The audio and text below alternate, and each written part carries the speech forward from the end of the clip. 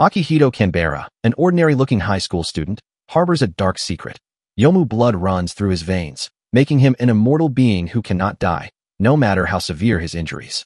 His peaceful life takes a complete turn when he encounters Mirai Kuriyama, a frail-looking girl with glasses who possesses deadly powers. With her rare ability to manipulate blood as a weapon, Mirai is the last surviving member of a feared clan. 3 years before the main events, Hirumi Nace faces a critical moment in an abandoned warehouse. In front of him, a human-shaped Yomu stands after killing a girl. Before he can react, Hirumi suddenly finds himself trapped in a web, and before he can escape, the Yomu prepares to attack him. However, Izumi Nace arrives just in time, saving him with her extraordinary skills. The Yomu transforms into a giant spider, but Izumi swiftly eliminates it. Hirumi can only regret his weakness, feeling powerless against such a creature. However, Izumi reassures him, telling him that he will have many opportunities to prove himself. More than that, she assigns him an important mission, one that is tied to the balance of the entire spirit world. At the Nace family's residence, Izumi explains the mission to Hirumi, to subdue Akihito Canberra, a half-Yomu with immortality. Meanwhile, Mitsuki Nace secretly listens from outside the room where they are discussing. However, Hirumi senses her presence through his invisible cage technique before stepping out of the room. Upon noticing a Yakimo sitting on Mitsuki's shoulder, Hirumi immediately reminds her that the Nace family is forbidden from keeping Yomu as pets. Mitsuki defends herself, insisting that not all Yomu are dangerous and that many different kinds exist. She also insists on accompanying her brother on the mission, but Hirumi flatly refuses. He does not want to involve his beloved younger sister in danger. Frustrated by his decision, Mitsuki sharply calls him disgusting. On his way to Akihito's residence, Hirumi takes a train, believing he will carry out the mission alone. However, to his surprise, Mitsuki suddenly appears beside him. Proudly, Mitsuki reveals that she successfully used the invisible cage this time to avoid her brother's detection. Hirumi orders her to return, but Mitsuki stubbornly insists on staying. After getting off the train, the two walk away from the station, unaware that from a distance, Moroku Fujima is watching them from his hiding place. After a long journey, they arrive at Akihito's secluded home in the countryside. Hirumi quickly rushes ahead, but Mitsuki suddenly feels something fall onto her head. She looks up, only to catch a glimpse of a woman dressed as a spirit warrior running between the trees. Her eyes then land on a small object on the ground, a capsule filled with cursed blood. She picks it up, realizing that this is no mere coincidence, but possibly a clue to something far greater than they had imagined. Hirumi silently sneaks into Akihito's house and immediately attacks him, forcing Akihito to flee into the forest.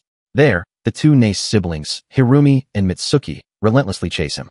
While hiding behind the bushes, Akihito is found by Yakimo, but before he can breathe a sigh of relief, Hirumi and Mitsuki have already cornered him.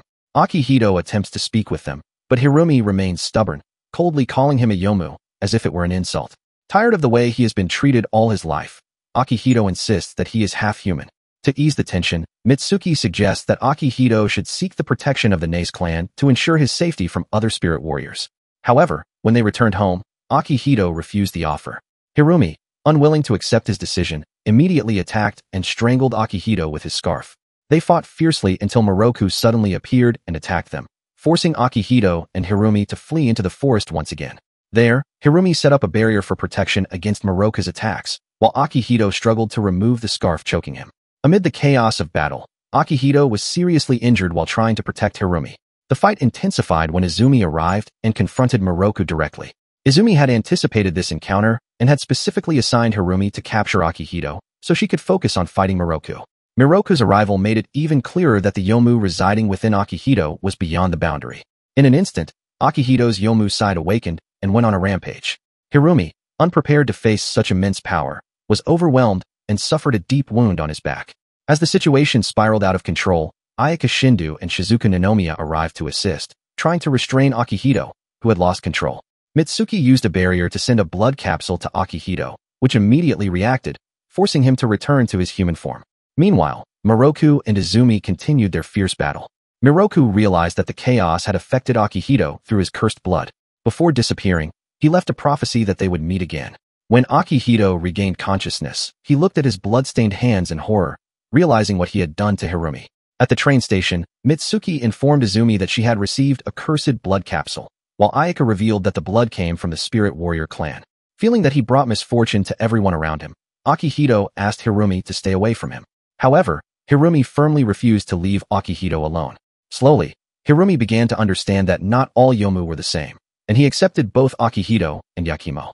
As dawn broke, Hirumi swore to become as strong as his older sister and vowed to protect Akihito.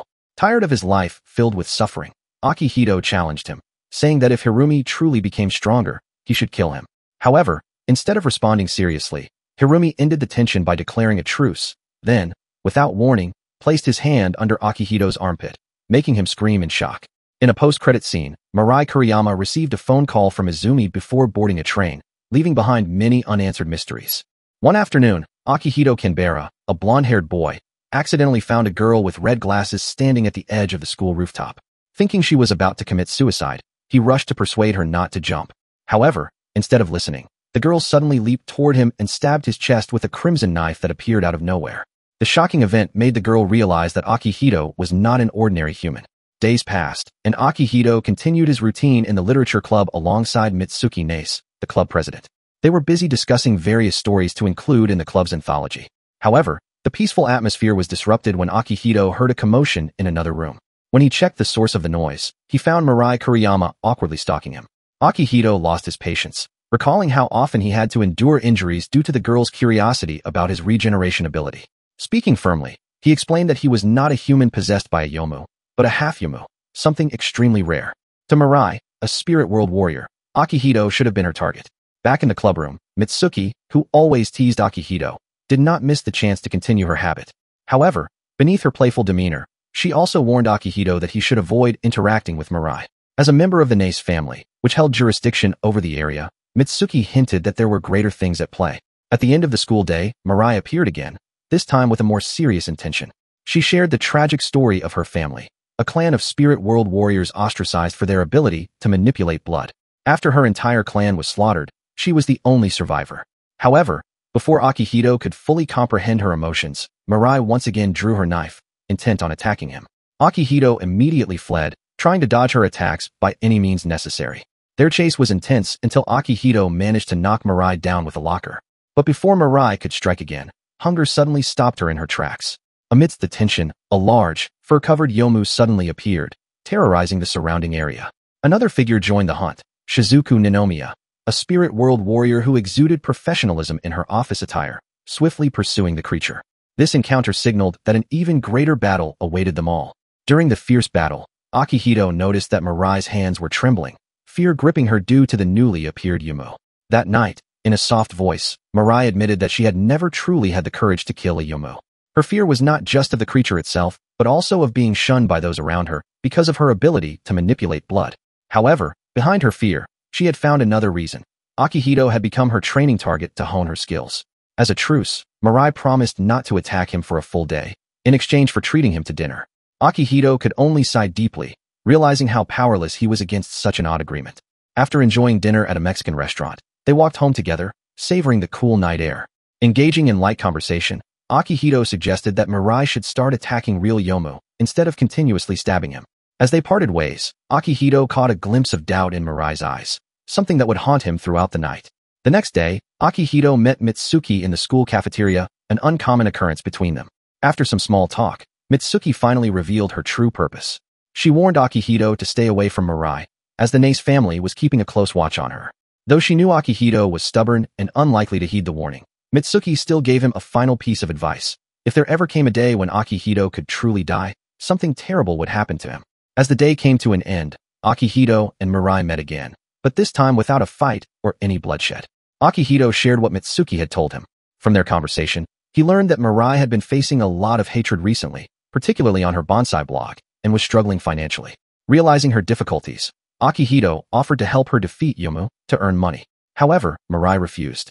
Despite her fear of taking a yomu's life, she also understood that she couldn't stop being a spirit world warrior and live a normal life. In that brief moment of silence, Akihito realized that he felt the same way. That night, they both visited Mirai's apartment. At first, nothing seemed unusual, but soon, a supernatural presence became apparent. A ghostly mummy-like yomu appeared and attacked them without warning. Taken aback, Akihito was nearly caught in danger, but Mirai swiftly deflected the creature's assault. The battle continued, forcing Mirai to chase the fleeing yomu into the streets. Though she managed to dodge its attacks, the creature's cunning tactics led to a stalemate. However, neither of them was willing to give up. With unwavering determination, they continued their pursuit, hoping that this victory would mark a fresh start for Mirai in securing a better life. Mirai finally got the chance to defeat the Yomu by temporarily unleashing her sealed power. However, hesitation gripped her as memories of the last time she killed a Yomu resurfaced. Despite this, she managed to summon her courage and delivered the final, decisive blow. Akihito, witnessing everything, quickly collected the remaining Yomu essence, which had crystallized into a gemstone, and handed it to Mirai. As a token of gratitude for saving him, he gently bandaged the wound on her hand. Yet, despite Akihito's display of concern, Mirai remained firm in her refusal to join the literary club. Shortly after, her body weakened, and she collapsed. After the incident, Akihito brought Mirai to his home so she could rest before he returned to his own place. Upon arriving, he found a blank postcard in his mailbox, addressed specifically to him, yet with no clue as to who had sent it. The next day, Akihito invited Mirai to Shindu Photo Studio, the base of Ayaka Shindu, an official Yomu appraiser from the Spirit World Warrior Society. Upon arrival, they were greeted by AI Shindu, Ayaka's housemate, who turned out to be a Yomu just like Ayaka. This fact was initially difficult for Mirai to accept, but after some explanation, she began to understand that not all Yomu were dangerous. Mitsuki then appeared in front of the studio, and they all went to school together with AI. Along the way, Mirai once again reaffirmed her decision. She still did not want to join the literature club, despite Akihito's persistent attempts to persuade her. After failing to recruit Mirai, Akihito encountered Hirumi Nace, who, with little effort, managed to irritate him. Akihito tried asking about the Yomu they had encountered the day before, but Hirumi refused to provide any information. Instead of answering, he commented on how Akihito was meddling in matters that were not his responsibility. In the afternoon, Akihito returned to Shindu Photo Studio. There, Ayaka had just finished appraising Shizuku Ninomiya's latest hunt for 26,000 yen, a disappointing amount for Shizuku, considering how aggressive the Yomu she had just defeated was. After receiving her payment, Shizuku quickly rushed off to her first date. Akihito took this opportunity to ask Ayaka about Mirai's visit to the studio. It turned out that the barrier set up by the Spirit World Warriors to conceal the studio had initially caused Mirai to get lost. Fortunately, with Mitsuki's help, she eventually found her way to the studio. Meanwhile, Akihito took advantage of the situation to ask Ayaka for help reading the blank postcard his mother had sent. The card was actually a special message that only Spirit World Warriors could create, allowing them to write their thoughts directly without ink. However, Akihito's hope of receiving important information was shattered when the only thing that appeared was his mother in a cat costume, acting sweet and childish toward him. Disappointed by the message, the situation became even more awkward when Mitsuki, who arrived with Mirai, became interested in hearing the entire contents of the postcard. Once that embarrassing moment had passed, Yayoi shifted the discussion to something more serious. She warned Akihito about the arrival of the Hollow Shadow, an extraordinarily powerful Yomu.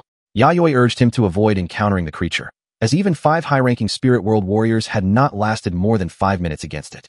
Ayaka then appraised the Yomu that Mirai had recently slain, but she was disappointed to find that it was only worth 1,000 yen, a meager sum considering the effort it took. Akihito, on the other hand, felt relieved as Mitsuki finally brought Mirai to the clubroom, indicating that Mirai was beginning to be accepted as a Spirit World Warrior. However, even though Mirai was grateful enough to treat Akihito to a bowl of beef rice, she remained adamant that he should not interfere in the affairs of the Spirit World Warriors.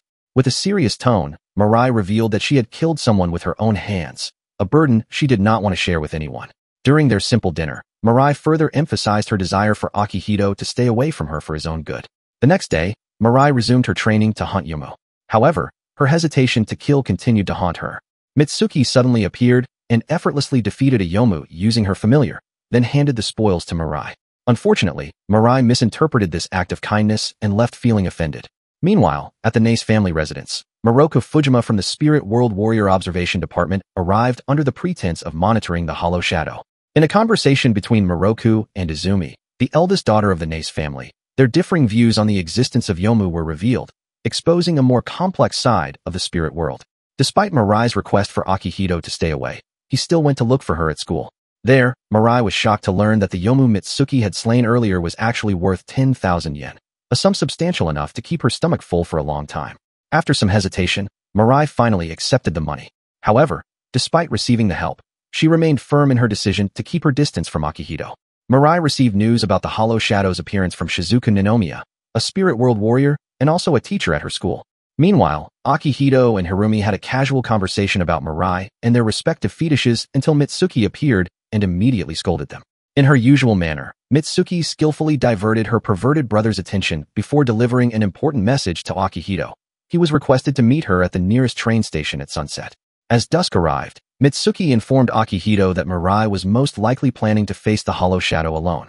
This assumption was based on Mirai's past experience involving someone named Inami during the appearance of a notorious Yomu. Shortly after their conversation, the night sky turned into a menacing shade of purple, an ominous sign of increased Yomu activity. Realizing the imminent danger, Akihito hurried to Mirai's house to question her decision. However, Mirai remained resolute, unmoved by Akihito's pleas. With unwavering determination, she set off toward the hollow shadow, disregarding Izumi Nase's warnings that had been conveyed to the other spirit world warriors. Upon reaching an open field on the mountainside, Mirai finally unsealed her power to confront the hollow shadow. However, before she could launch an attack, she was intercepted by Sakura Inami, another spirit world warrior also targeting the hollow shadow. Without many words, the two engaged in an intense battle until, suddenly, they were both drawn into the hollow shadow's dark dimension. Meanwhile, Akihito, frustrated and feeling powerless, remained at home. However, his despair was short-lived. A strong urge to act pushed him to make a quick decision. Minutes later, he broke into the world created by the hollow shadow, intervening in the battle between Mirai and Sakura. With Sakura lying weakened, Akihito seized the opportunity to rescue Mirai, who was already exhausted. At the same time, Mitsuki asked Hirumi to help find Akihito. Despite having fought against dozens of Yomu earlier, Hirumi complied with his sister's request and rushed to the location. Inside the hollow shadow's illusion, Mirai and Akihito remained trapped with limited options. Using their remaining strength, they attempted to manipulate the illusion to confuse Sakura. However, the hollow shadow soon manifested itself in the form of Yui Inami and attempted to eliminate Mirai. In a moment of despair, Mirai realized that Yui was still alive and that everything she had seen was merely an illusion. With her sword in hand, she delivered a final strike at the strange figure before her. Instantly, the illusion shattered, replaced by a rain of shimmering blood, an eerie yet breathtaking sight marking the battle's end.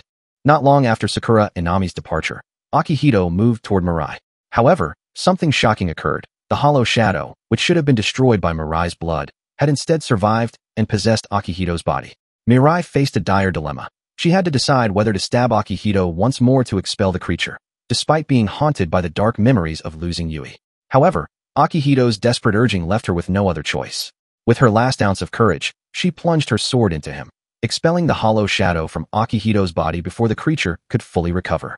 Relief washed over Mirai as she saw Akihito survive the ordeal. However, the crisis was far from over. Ayaka, Shizuku, and Hirumi now faced another threat, Akihito's Yomu side, which had begun to awaken. Mirai could only watch as the three spirit world warriors struggled to suppress his power. Yet, despite their combined strength, Akihito broke through their defenses, leaving them injured and unable to continue fighting. At that moment, Mirai finally understood Akihito's intentions and regretted her stubbornness. Without hesitation, she rushed toward him and attacked, using the last of her strength to suppress his Yomu side. A few minutes later, Akihito emerged from the darkness that had consumed him. He looked around at the destruction surrounding him, realizing what had happened, and, filled with guilt, apologized to Mirai. The next day, Mirai returned to collect the iron fragments she had left behind after the battle with the hollow shadow. However, she was shocked to learn that the Yomu they had defeated was only worth 200 yen, a ridiculously small amount for such a fierce battle. Even Akihito was puzzled, though he knew Ayaka would never lie.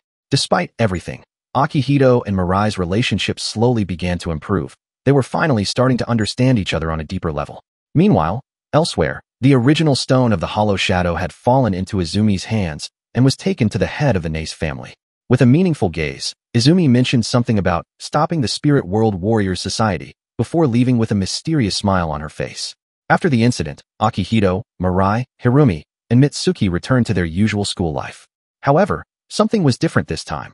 Akihito, who was usually alone in the clubroom, was now accompanied by Hirumi as he tried to persuade Mirai to join the literary club. At first, Mirai was reluctant, but when she saw an encyclopedia on gardening, her interest was piqued, and she finally accepted Akihito's invitation. Meanwhile, Mitsuki was still haunted by the memories of the battle against the hollow shadow, a lingering thought that continued to weigh on her mind at school. Mirai eventually took on her first task as a member of the literary club, reviewing old stories for compilation, a long overdue assignment. Meanwhile, Akihito and Hirumi were too busy teasing her, each pointing out aspects of Mirai that matched their personal fetishes. Their antics gradually began to irritate Mirai until Mitsuki arrived and, as usual, scolded the two boys for being too perverted. Even so, the atmosphere soon lightened when Mirai formally introduced herself to Mitsuki, who welcomed her warmly. Not long after, they arrived at the Nase family's residence. where they encountered Moroku Fujima from the Spirit World Warrior Society. It turned out that the purpose of the meeting was to confiscate Mirai's Spirit World Warrior identification card for 1 month as a consequence of her actions during the Hollow Shadow incident. Mirai was devastated upon realizing that without the ID, she would be unable to hunt Yomu. And worse, she wouldn't be able to pay next month's rent. Even Akihito wasn't spared from Izumi Nase's reprimands regarding his involvement in the incident. On Akihito's suggestion, Mitsuki took Mirai to a restaurant to discuss the possibility of getting a part-time job as a solution to her financial troubles. There, Mitsuki introduced Mirai to Yakimo, a Yomu she kept as a pet. Their conversation flowed through various topics, from Mirai's lack of confidence to a past incident where Akihito once injured Harumi, as well as the Nase family's continued surveillance of Akihito. However, their discussion was abruptly interrupted when they spotted someone outside the restaurant being possessed by a Yomu. Reacting swiftly, Mitsuki summoned her powerful barrier cage, while Mirai instinctively attacked without hesitation. Thanks to their teamwork, they managed to subdue the Yomu before it could harm anyone. Shizuku Ninomiya, who happened to be nearby, appeared after sensing Mitsuki's barrier cage.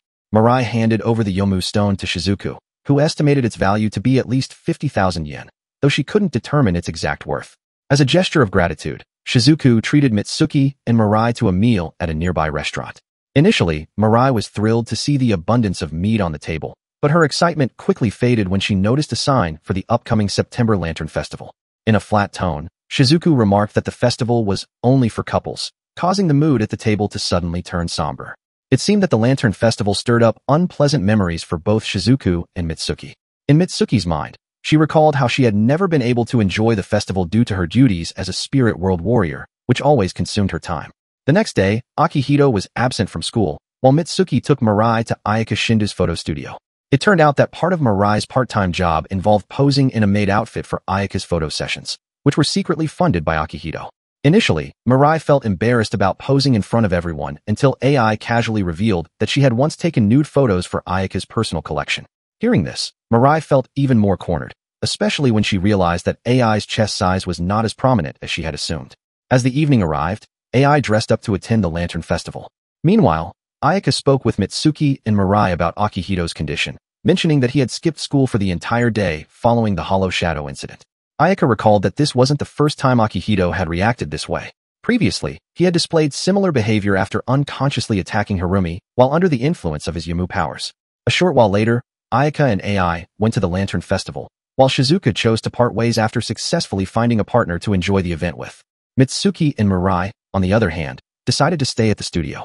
In a brief conversation, Mitsuki affirmed that her decision not to attend the festival was her own choice. However, when she saw girls in kimonos passing by her shop, childhood memories of lighting lanterns came flooding back to her mind. Mirai's desire to participate in the festival eventually softened Mitsuki's heart, and she agreed to dress up and go with Mirai.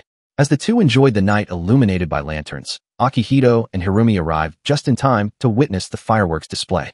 The beauty of the festival eventually drew Mitsuki into the excitement, and to everyone's surprise, she startled Harumi by asking him to buy her a candied apple. Meanwhile, Mitsuki slowly opened up to Mirai and welcomed her into the literature club, helping the shy girl stand out more as a high school student. At the same time, Mirai's obsession with bonsai was revealed in the club, catching Akihito's attention. He blamed her hobby for always leaving her stomach empty. Fortunately, Mirai had just regained her Spirit World Warrior identification card from Izumi, giving her a little boost of confidence. Mirai continued her work as a model at Ayaka's photo studio. One day, during a photo shoot, she asked for advice on which Yomu she could hunt to pay her rent on time. Ayaka recommended a fruit-type Yomu estimated to be worth around 500,000 yen and informed her of its location on their school's rooftop. Without a second thought, Mirai rushed back to school, worried that another hunter might claim it first. Unfortunately, in her haste, she failed to pay attention to an important detail about the Yomu. Akihito, who arrived late to follow her, tried to stop Mirai, but before they could devise a strategy, the Yomu suddenly exploded, spraying toxic yellow liquid that left a strong stench on their bodies. As a result, they had to spend the rest of the day cleaning themselves and changing their contaminated clothes, though their dignity remained beyond salvation. That night, as Mirai dressed up for another photo shoot, AI spoke with Akihito and explained some important details about the fruit-type Yomu. First, it had to be distracted before being attacked. Second, and more strangely, this Yomu had a peculiar attraction to human girls, something rare among its kind. Based on this information, Mirai and Akihito realized that their only hope of capturing the Yomu was by using Mitsuki as bait. Unfortunately, Mitsuki flat out refused. However, Akihito and Mirai were not easily discouraged. With mischievous smiles, They used the lingering scent of the Yomu's fruit essence on their clothes to blackmail Mitsuki into helping them. Now, a new battle had begun, not just against the Yomu, but also against Mitsuki's distaste for their ridiculous plan. The following week, AI and Mitsuki joined Akihito in the hunt for the fruit-type Yomu. Mirai, participating as well, acted as bait by dressing up like an idol. Her suggestive poses briefly caught the Yomu's attention, but their plan fell apart when Yakimo, exhausted, unexpectedly intervened. The Yomu sprayed its liquid in all directions, soaking everyone. Mitsuki, who was unaffected by a different scent that only she was immune to, remained standing strong while the others felt nauseous. Akihito and Mirai considered giving up, but Mitsuki refused to back down after AI revealed that defeating the Yomu would eliminate the unbearable stench. Elsewhere, Hirumi was busy taking care of his sick younger sister when he received an important piece of information. Music and dance could be used to distract the Yomu. Remembering a past experience, he played a song that had previously been used to subdue the creature. While Mirai found the song too sweet and embarrassing, Mitsuki decided to give it a try. However, they soon realized one thing.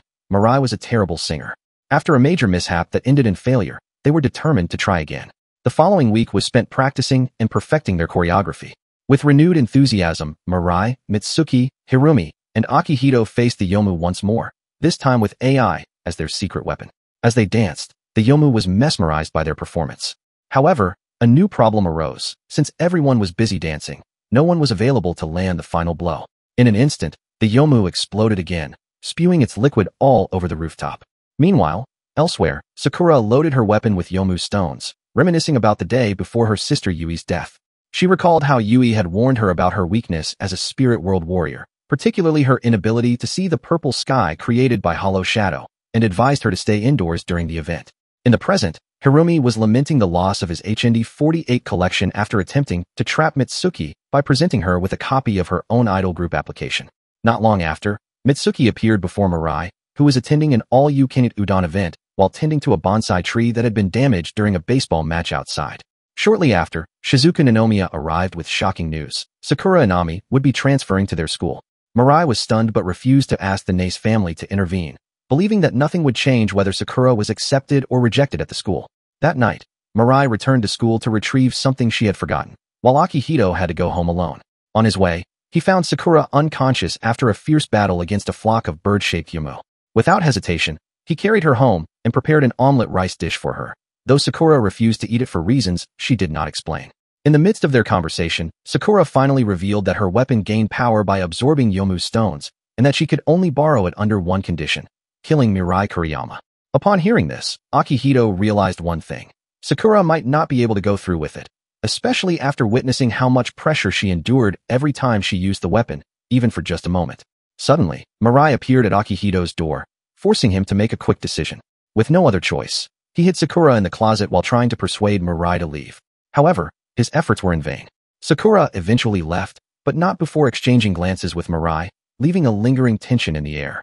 The next day, peace at Mirai's school was disrupted when Sakura was unexpectedly transferred into her class. Akihito's concern grew until he decided to inform Hirumi about what he knew regarding Sakura. Meanwhile, Mitsuki also learned that Mirai was trying to resolve matters with the mysterious girl. Not long after, Mirai encountered Sakura at the market and confronted her directly.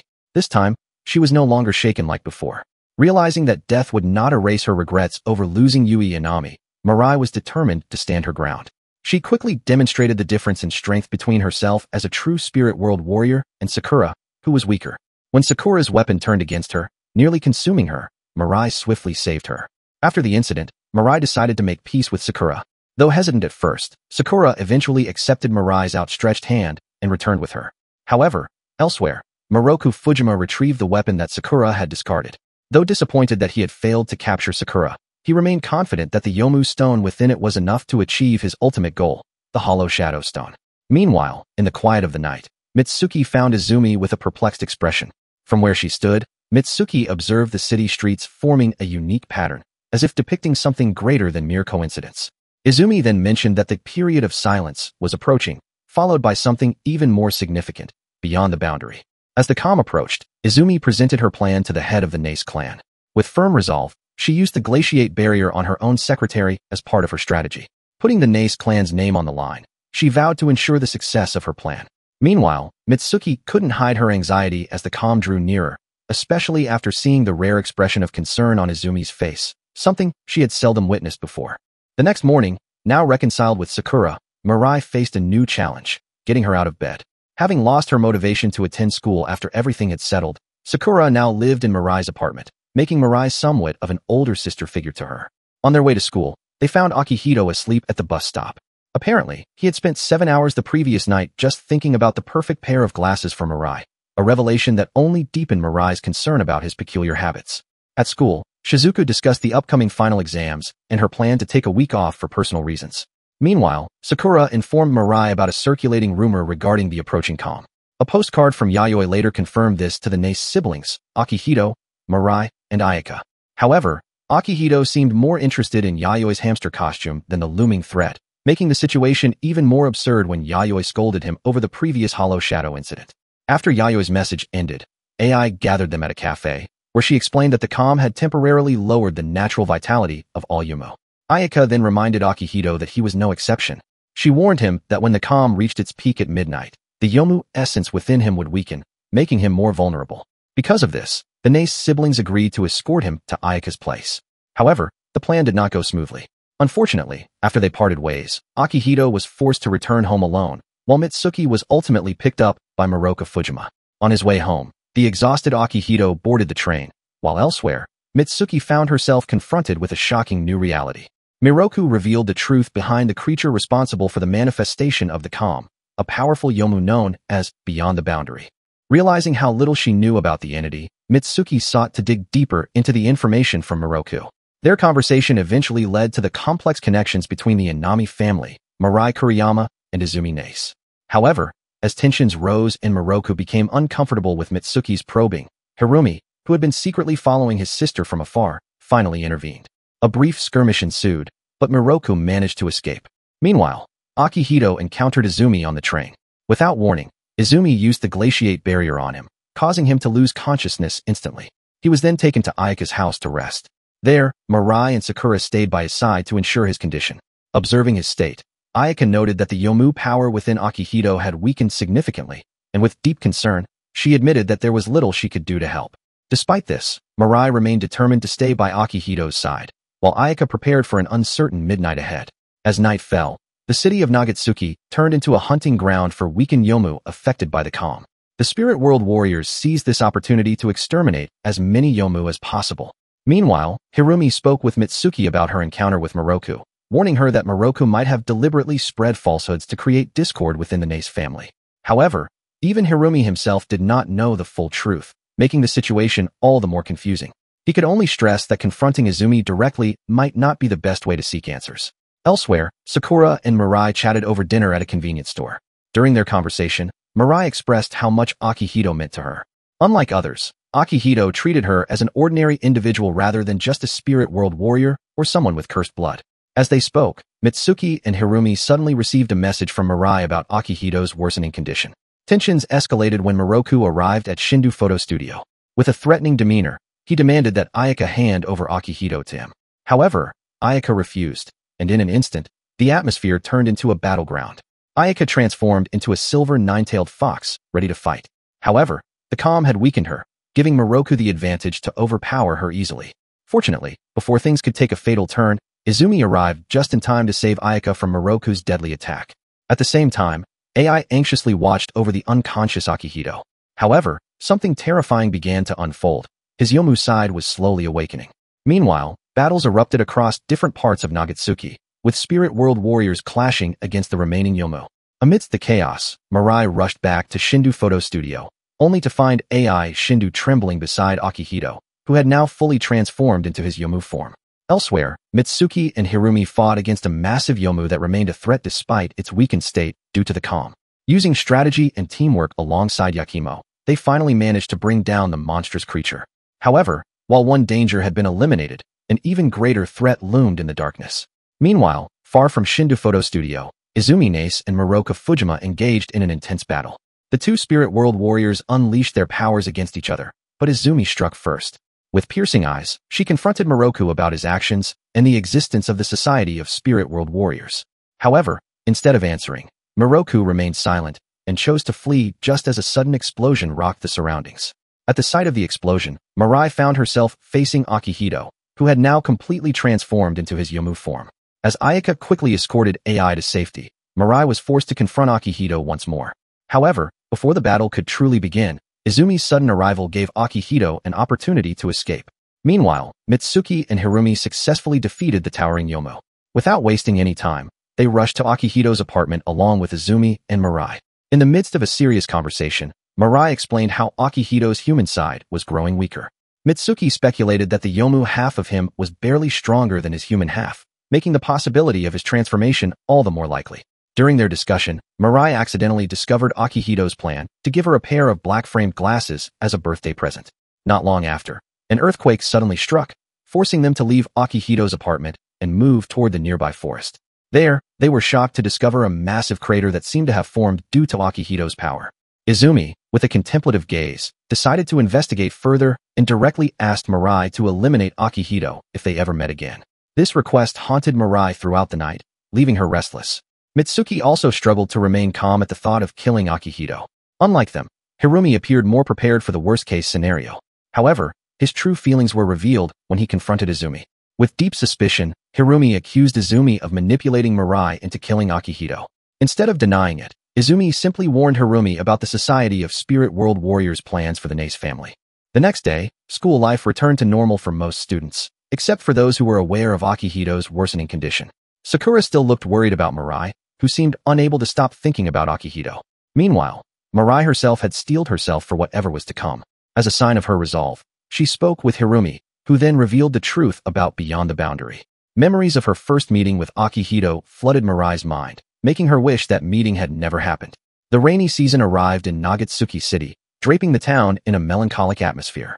Those who understood the fate awaiting Akihito went about their days with heavy hearts. In a small cafe, Mirai met with Izumi, while Hirumi continued investigating Izumi's plans regarding Mirai. Through his research, he developed a theory. Only fragments of Beyond the Boundary had manifested, and somehow, Akihito seemed closely connected to the phenomenon. It didn't take long for Hirumi to uncover something shocking. Someone had infiltrated the Nace family's secret chamber. That person was none other than Moroku Fujima, who was now absorbing the Hollow Shadow Stone. At the same time, Mirai finally found Akihito. Before taking any further action, she contacted Hirumi and revealed her decision to end Akihito's life. However, before she could fully process her own words, Akihito suddenly awakened. His gaze, now filled with the aura of a Yomu, locked onto Mirai, forcing her into battle despite the doubts in her heart. Leaving behind her red-framed glasses, Mirai launched her attack on Akihito. In an instant, their worlds clashed once more in a decisive battle. Some time had passed since the brutal fight between Mirai and Akihito. Now, Mirai spent most of her time taking care of Akihito as he recovered, though her methods were sometimes questionable. Curious, Sakura came to check on them, only to realize that Mirai still hadn't expressed her true feelings for Akihito. In a moment of confusion, Akihito stepped out of his room, only to be greeted by the bright sunlight. It was then that he finally realized summer had arrived. During a time when Nagatsuki City was still blanketed in snow, Mirai had found Akihito seemingly lifeless in the school's literature club. The sight shook her heart, leaving an unspoken anxiety lingering within her. But as time passed, Akihito regained consciousness, finding himself in an empty school, signaling that summer vacation had begun. Strangely, Sakura and Mitsuki were there, dressed in swimsuits, seemingly ignoring the otherwise deserted atmosphere. As usual, the playful banter between Mitsuki, Akihito, and Hirumi unfolded, creating light-hearted moments amid the mysteries surrounding them. Later, Mirai walked home with Akihito, who staggered like a zombie, unresponsive to her words. Anxiety filled Mirai's chest as she watched Akihito, who seemed to have lost his sense of self. Seeing him in such a state saddened her, yet she remained by his side until they reached the apartment. As the evening sun began to set on the horizon, Akihito enjoyed his time with Mirai. Her genuine smile warmed his heart, making him want to prolong their time together by inviting her to dinner. However, with a faint blush, Mirai declined the offer, instead asking why Akihito was so kind to her. In a soft voice, Mirai admitted that they were alike, and the thought that Akihito might see himself in her annoyed her. Akihito quickly realized that Mitsuki had influenced Mirai's actions and tried to ease his thoughts. Suddenly, the atmosphere shifted as Mirai turned serious and revealed a long-hidden truth. She explained her plan to defeat Beyond the Boundary and how their final battle had actually ended. At that moment, when Mirai had stabbed Akihito, she had absorbed Beyond the Boundary into herself. This act had saved Akihito but also erased her existence from the world. Then, Mirai revealed a shocking truth. The Mirai standing before Akihito was nothing more than an illusion, formed from the lingering influence of Beyond the Boundary within a single drop of Akihido's blood. In an instant, the world around him changed. Akihito found himself in a field of sunflowers, where Mirai tried to approach and kiss him. However, he quickly realized that even in a dream, it was difficult to do. Before he could comprehend everything, Mirai vanished without a trace, leaving him in silence. When Akihito regained consciousness, he found himself lying in a hospital bed, with a pair of red-framed glasses and autumn leaves scattered around him, a sign that reality was waiting for him. 6 months earlier, after the incident with Yui Inami and the Hollow Shadow, Mirai was introduced by Izumi Nace to the head of the Nace family. There, she was informed of her mission, to eliminate a half-immortal Yomu, known as Akihito Canberra, whose Yomu half was the very entity known as Beyond the Boundary. Izumi fully supported her in carrying out this task, even providing her with a new place to stay and information on Akihito's whereabouts. However, as time passed, Mirai realized that Akihito was not the threat she had initially believed. Instead, he was someone who truly understood the suffering she carried. A month passed, and Mirai began to doubt herself, expressing her difficulty in killing Akihito. Izumi assured her that the opportunity would come and advised Mirai to observe him from a distance without getting too close for her own safety. However, those boundaries began to blur when the Hollow Shadow appeared, and Mirai found someone who finally understood her. Slowly but surely, she grew more attached to Akihito, until the thought of staying away from him became impossible. A month after Mirai's temporary suspension as a Spirit World warrior, Izumi expressed her disappointment that Mirai had missed the chance to defeat Beyond the Boundary. During the Lantern Festival, after enjoying the beauty of the fireworks, Mirai resolutely declared her intention to eliminate Beyond the Boundary. However, at the same time, she also decided not to kill Akihito. When the calm emerged, Izumi revealed her plan to force Beyond the Boundary to manifest by using the glaciate barrier on Akihito. This way, Mirai and the Nace family would have the opportunity to kill him in front of the Society of Spirit World Warriors. Even so, Izumi also hinted at another possibility, extracting Beyond the Boundary without harming Akihito. Given a piece of paper containing Akihito's location, Mirai faced a great dilemma. However, even though she knew Akihito might be angry for risking his life, Mirai still chose to go. As Akihito regained his strength, all he could do was watch the autumn leaves fall, while in his snowy dream world, Mirai discovered the core of Beyond the Boundary. Without hesitation, she launched her attack within that dream world. However, Beyond the Boundary was no easy opponent. It quickly retaliated, forcing Mirai to hold her ground with all her might. In the real world, Mitsuki worried about Mirai's condition after hearing Akihito's concerns. Not long after, Hirumi informed Akihito about the 3 months he had spent in the hospital and Mirai's disappearance, revealing shocking facts. Akihito also admitted that ever since waking up, he had been hearing a constant rumbling sound, something Hirumi, with his weakened powers, could not hear. They eventually decided to investigate further at Shinda's photo studio.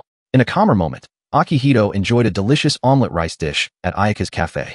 However, in the midst of it, Ayaka told Hirumi that the sound Akihito was hearing might be a side effect of his connection with Beyond the Boundary. Realizing the situation was becoming more serious, Akihito urged Hirumi to take him to see Izumi, but Hirumi refused. He reminded Akihito that both he and Mitsuki had already tried to force Izumi to tell the truth, but failed. The tension between them nearly escalated into a fight before Izumi finally appeared and defused the situation. Under the night sky, Izumi began to reveal the myth of Beyond the Boundary. She explained that Beyond the Boundary was a force of nature born from humanity's accumulated hatred over time. Shockingly, this powerful entity resided within Akihito's body, transforming him into a dangerous, half-immortal Yomu. Because of this, Izumi planned to have someone with cursed blood, Mirai, destroy him. However, at the most critical moment, Mirai made a different choice. She chose to save Akihito and sacrifice herself instead. Akihito, filled with rage, could only hear Izumi's words that shook his heart. A heartfelt thank you to Mirai for saving the world. With his heart weighed down by confusion and sorrow, he wandered aimlessly through the city, his mind haunted by memories of that dreamlike world. His journey eventually led him to Mirai's apartment, where he encountered an enraged Sakura, demanding answers about Mirai's whereabouts. Returning home for the first time in 3 months, Akihito discovered the last message Mirai had sent him. As he read the message, tears began to flow, but the catastrophe had only just begun. Elsewhere, Moroku realized that the battle between Beyond the Boundary and Mirai had dragged on for too long, and now the entity was starting to absorb the power of all the Yomu and Spirit World warriors around it. With hidden intentions, Moroku took a bold step. He decided to give Beyond the Boundary an additional boost, hoping that this act would provoke Izumi into action. With a turn of his car key, he transferred the vehicle's energy into his weapon, firing a beam that instantly transformed beyond the boundaries dimension into a black sphere, now visible to ordinary human eyes. Soon after, the Yomu, unable to escape, were sucked into the dimension. Meanwhile, a mysterious brochure from the literature club led Akihito back to school. Inside, beyond the boundary, Mirai continued to fight desperately to protect Akihito. Meanwhile, outside, Hirumi, Mitsuki, Sakura, and Shizuku coincidentally ran into Akihito on his way to school. However, the sight they witnessed in the sky shocked them. Countless Yomu were being pulled into the dark dimension. They immediately rushed toward the school, only to find something even more astonishing. A colossal suit of armor standing majestically within its grounds. Even more surprising was the identity of the person behind this phenomenon, his own mother, Yayoi Canberra, who appeared in a manner that Akihito found rather embarrassing. In her usual eccentric way, Yayoi tried to explain the situation, but instead, she stole the spotlight with her revealing outfit. She then revealed a stone that Mirai had previously obtained during the Hollow Shadow incident. However, something even more shocking was unveiled. The stone was not just an ordinary artifact, but a piece of Akihito's body that had been severed when Mirai stabbed him. This meant that the stone was also a part of Beyond the Boundary. Yayoi then revealed her plan, to let Akihito merge with that fragment of Beyond the Boundary and capture his puppet self, residing within the Yomu. Amidst the confusion, Izumi suddenly appeared in the literature club room to warn Akihito of the great risk he would face if he continued striving to be a normal human. However, with unwavering resolve, Akihito refused to back down. With the Beyond the Boundary stone in his grasp, he launched himself into the Yomu's dimension, merging with his puppet self before dashing toward Mirai. In an emotional reunion, Akihito managed to catch Mirai just as she delivered a decisive blow to Beyond the Boundary. For the first time in 3 months, they were finally able to speak to each other again. Inside the dark and perilous dimension, Mirai gazed at Akihito with an unreadable expression. She was frustrated, not only because Akihito had disrupted her plan to sacrifice herself to save him, but also because his sincere feelings had shaken her resolve. Meanwhile, in the real world, Izumi confronted Yayoi with the long-held question in her mind. What was Akihito Canberra's true identity? However, Yayoi chose to ignore the question and instead turned her eyes to the sky, where a strange light had begun to appear as a result of Miroku Fujima's actions. Without wasting time, Yayoi swiftly took action, leaving Izumi in a great dilemma. Should she chase after Yayoi or stop Miroku's scheme? In the end, she chose to confront Miroku. Back inside Beyond the Boundary, Mirai and Akihito now stood face to face with a towering Yomu. They both knew this was no ordinary battle. Mirai fell silent, unsure of how to defeat such a massive monster. Akihito realized that the only way forward was to embrace his own darkness, harnessing the Yomu powers he had long despised to create an opportunity for victory. With their determination burning stronger than ever, they braced themselves for the greatest battle of their lives. Meanwhile, Miroku expressed his disappointment with the power of Beyond the Boundary, which had yet to reach its full potential. He suspected that either the lack of energy from the Yomu it had consumed or Mirai Kuriyama's untapped potential was the cause. However, before he could investigate further, Shizuku Ninomiya and Izumi Nace appeared to stop him. Unfortunately, their attacks were easily countered by Miroku, who now wielded the Hollow Shadow Stone as a new weapon. Soon after, Sakura, Mitsuki, and Hirumi joined the battle, but Miroku swiftly acted, trapping himself and Izumi within a mysterious barrier. Meanwhile, Akihito and Mirai took the opportunity to escape, grabbing a nearby scooter. They sped off, cutting through countless Yomu in the ever-fragmenting world of Beyond the Boundary. With unwavering determination, Mirai leaped into the core of Beyond the Boundary and drove her sword into it. In an instant, the massive energy sphere hovering over Nagatsuki City shattered into pieces. Miroku watched as Beyond the Boundary crumbled, realizing that this world would completely collapse in a matter of moments. Shaken by the impact of the core's destruction, Akihito awoke in a daze. He and Mirai found themselves surrounded by visions of the past, shadows of children speaking about incidents from Akihito's life, including the car accident that had nearly taken his life. In confusion, Akihito grasped Mirai's hand tightly, trying to resist the past visions that sought to consume them.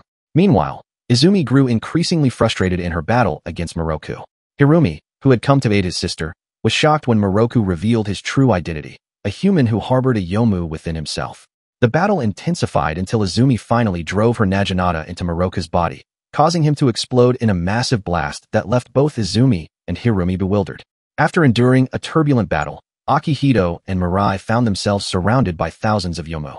Without hesitation, they unleashed all their strength to defeat the enemies before them, aided by Ayaka and AI, who fought in their Yomu forms.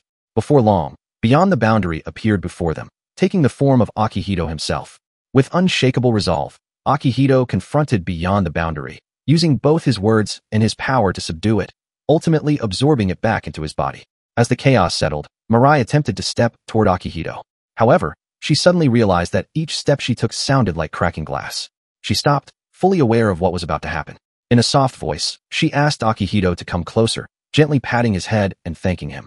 As Akihito complied, tears welled up in Mirai's eyes, and her left leg began to crumble like crystal.